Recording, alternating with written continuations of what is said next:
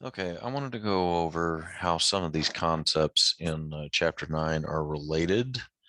The reason I want to do that is I think that if you see from the diagram, I think it's figure 9.9 in this version of Con, that you can tell how you can get from one spot in the air to another spot that is in Phantom or, a person.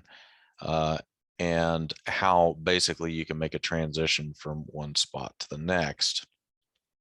Now, if you're looking to see how to calculate dose from the Dmax to a point that's further downstream of the electrons in this particular phantom, that is going to be done using the PDD calculation.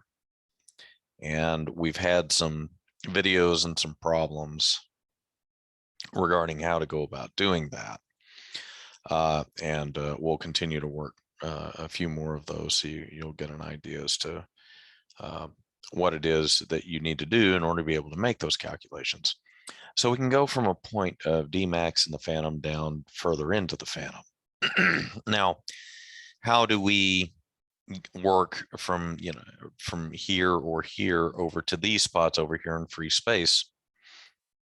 Well, to calculate what dose might be here in air compared to what that same distance is away from the source, but it's in a phantom, that is going to be using the TAR, tissue to air ratio. If, however, we are looking at the Dmax at a certain distance away here from the source, and we're looking at that in free space, whatever that same distance is, and it doesn't really matter what the distance is, but because TAR is not something that is dependent on SSD, but we do need to make sure that the field sizes are maintained to be the same at each one of these points. If we are looking to do it at a Dmax in the phantom, as compared to what that same point is here in free space, that is going to be the backscatter factor. So the difference between the TAR is not going to be done at the Dmax. If we're looking at Dmax, that's when the backscatter factor comes into play. So we figured out how to go from one point to another in the phantom. We figured out how to go from a Dmax over to the same point in free space using the backscatter factor. We're also looking here at a point deeper into the phantom to a point in air, and that is going to be the percent depth dose.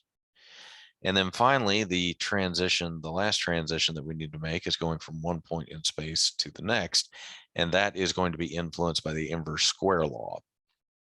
So using each one of these techniques, PDD, backscatter factor, TAR, ISL, we can make a path going from this point to this point to this point to this point and then back again to determine what the doses are. This is how all of these points are related. Now we'll get in and we'll work some problems regarding backscatter factor, TARs, inverse square law, that kind of thing, because those will be on your board exams. So we will get into that here very shortly.